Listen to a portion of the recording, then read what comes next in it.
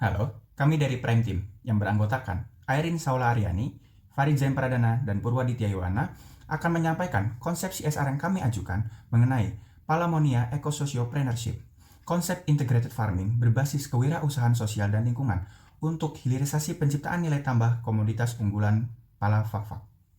Baik, kita masuk ke pendahuluan. PT Pupuk Kalimantan Timur atau PKT berencana melakukan pembangunan pabrik urea, amonia, dan petrokimia dan energi terbarukan di Kabupaten Fakfak, Papua Barat yang akan direalisasikan pada tahun 2027 dan ditargetkan akan mampu menghasilkan 1,15 juta ton urea, 825.000 amonia, dan mampu memasok kebutuhan soda es global sebesar 0,8%. Dan pabrik ini mampu mensubstitusi kebutuhan soda es impor sebesar 30%. Fakfak dan Papua sebagai daerah proyek pembangunan pabrik PKT memiliki berbagai tantangan kompleks berkaitan dengan infrastruktur kompetitif indeks yang rendah.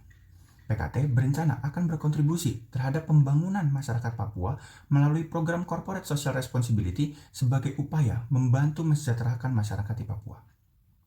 Kita mengetahui bahwa pala merupakan komoditas unggulan Papua Barat yang telah menghidupi masyarakat Papua, khususnya masyarakat Fakfak. Potensi pala sendiri memiliki demand yang cukup tinggi di ranah global sehingga memiliki potensi ekspor yang cukup besar. Selanjutnya, CFO PKT, Bapak Komaruzzaman, telah melakukan perencanaan CSR, yaitu Integrated Farming. Namun, perlu dianalisis lebih lanjut apakah program CSR tersebut dapat berkaitan dengan core bisnis PKT itu sendiri dan dapat membangun sinergi antara PKT dengan masyarakat lokal Papua. Untuk menjawab dilema tersebut, beberapa analisis dilakukan di antaranya analisis PESTEL, analisis product chain, dan analisis pemangku kepentingan.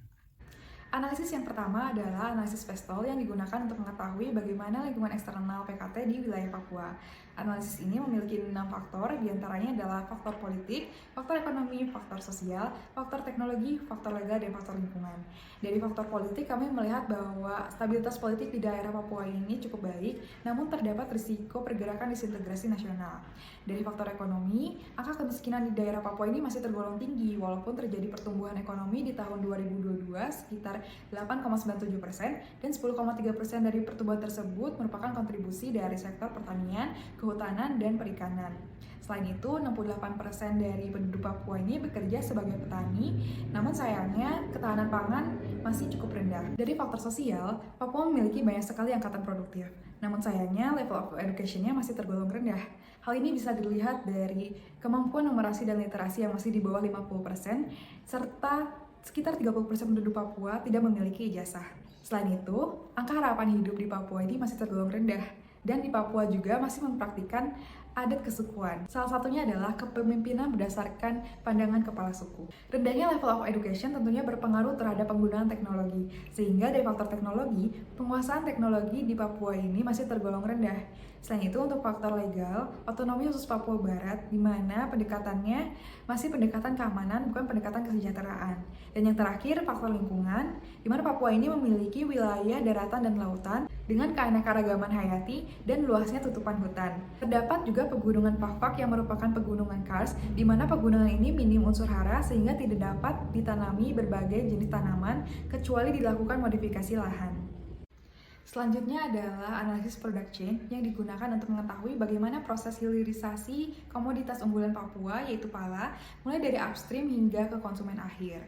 Hilirisasi ini berguna untuk memberikan nilai tambah pada pala sehingga dapat meningkatkan nilai jualnya. Terdapat 3 bagian dari pala yang bisa digunakan untuk diolah menjadi produk akhir. Di antaranya adalah biji pala, fuli, serta kulit dan buah pala. Pada bagian midstream, biji pala akan melalui proses pembersihan, pengeringan, serta penghalusan, yang pada akhirnya akan menjadi pala bubuk, di mana pala bubuk ini bisa berguna sebagai bahan masakan. Kemudian untuk fuli, akan dilakukan distilasi atau penyulingan yang akhirnya akan menjadi minyak astiri. Minyak astiri ini bisa berguna sebagai bahan baku untuk industri kosmetik, industri farmasi, hingga industri makanan atau minuman. Sedangkan untuk kulit dan buah pala akan diekstraksi menjadi sirup pala. Seluruh produk akhir tersebut nantinya akan dikirimkan melalui distributor ataupun langsung ke konsumen akhir. Selanjutnya kita beralih kepada pemangku kepentingan. Kita dapat melihat terdapat 4 pemangku kepentingan yang akan kita bahas. Yang pertama, pemerintah Kabupaten Fakfak. Yang kedua, kepala adat Fakfak. Yang ketiga, masyarakat atau konsumen lokal. Dan yang terakhir adalah media. Kita menggunakan analisis AA100 SES sesuai dengan Sustainability Report yang dimiliki oleh Pupuk Kalimantan Timur. Adapun kenapa hal yang berubah adalah di bagian kepala adat Fak-Fak. Bagaimana kami memasukkan kepala adat Fak-Fak sebagai stakeholder atau pemangku kepentingan baru di luar SRT PKT 2022. Nah, kenapa itu penting? Karena kita memerlukan adanya perizinan sosial dan konsensus lokal. Bagaimana kepala adat berperan sebagai mediator atau penetralizer ketika adanya suatu resistensi. Selanjutnya mengenai tingkat, metode, dan frekuensi. Kepala adat Fak-Fak, kita akan membahas mengenai rapat isu-isu masalah di sektor pertanian maupun peternakan di Fak-Fak. Kita akan mencari masalah apa yang sebenarnya menjadi permasalahan utama dari petani dan peternak di Fak-Fak. Yang kedua, kita akan mencari metode yang tepat bersama dengan kepala adat untuk membina masyarakat petani dan peternak di Fak-Fak. Kita bersama kepala adat akan berusaha untuk mencapai tujuan bersama. Program Palamonia Integrated Farming Eco-Sociopreneurship dapat menjadi solusi untuk meningkatkan kesejahteraan masyarakat Fak-Fak Papua dan menjaga kelestarian alam dan lingkungan di saat yang sama. Eco-Sociopreneurship adalah sebuah kewirausahaan yang bertujuan untuk memperoleh manfaat ekonomi, sosial, dan lingkungan di saat yang bersamaan. Palamonia adalah sebuah proses hilirisasi komoditas unggulan Fak-Fak yaitu pala dengan ditenagai oleh energi ramah lingkungan yaitu blue ammonia dari PKT dan energi biomasa dari peternakan. Program Integrated Farming ini akan dikelola oleh badan usaha bersama yang dibentuk oleh PKT dan koperasi masyarakat lokal untuk menjamin keberlangsungan program dan tata kelola yang baik dan berkelanjutan. Proses hilirisasi akan menciptakan nilai tambah dari pala mentah menjadi pala bubuk, minyak atsiri pala, dan produk olahan pala lainnya, yang mana hasilnya akan dijual ke pembeli dan off-taker, dan pendapatan dan keuntungannya akan menjadi sumber pemasukan untuk membiayai aktivitas pendukung di bidang pendidikan dan kesehatan. Nantinya, aktivitas pendukung ini akan menciptakan masyarakat lokal yang lebih terampil dan sehat sehingga dapat terlibat secara aktif ke dalam aktivitas inti dari Palamonia Integrated Farming Eco-Sociopreneurship. Palamonia Integrated Farming Eco-Sociopreneurship membutuhkan pendanaan senilai 32,4 miliar rupiah, yang mana ini adalah sekitar 44% dari anggaran investasi sosial pemberdayaan komunitas PKT pada tahun 2022. Struktur modal dari badan usaha bersama ini dimiliki oleh PKT sebesar 60% dan koperasi masyarakat lokal sebesar 40%. Proses hilirisasi akan mengolah 20-27% dari kapasitas produksi pala masyarakat Fak-Fak, yang mana akan menghasilkan 931 miliar dalam rentang waktu 10 tahun.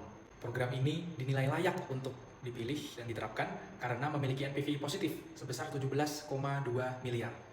IRR di atas WACC sebesar 10%, yaitu 13,3%, dan payback period di tahun 6,62 tahun. Pada tataran ekonomi dan kerangka ESG, Palamonia Integrated Farming Eco-Sociopreneurship akan berkontribusi 1 hingga 1,6% PDRB Kabupaten Fak-Fak serta berpotensi mengentaskan kemiskinan 14.501 warga Fak-Fak. Pada aspek environmental, program ini akan menggantikan metode pengeringan dengan pengasapan dengan metode pengeringan berbasis solar dryer serta menggunakan energi ramah lingkungan yaitu dari biomasa dan blue ammonia dari PKT.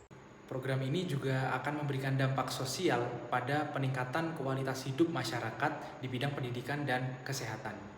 Program ini juga ditopang oleh tata kelola yang baik dengan cara mengelola proses hilirisasi dengan badan usaha bersama milik PKT dan masyarakat lokal.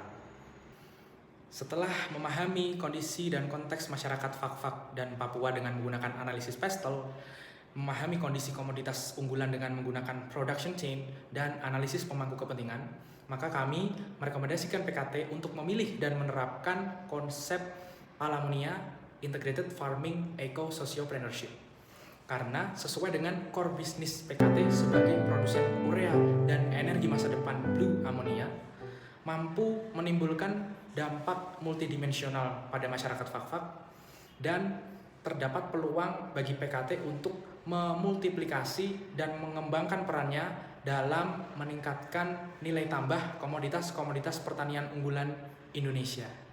Salam berdaya, salam lestari.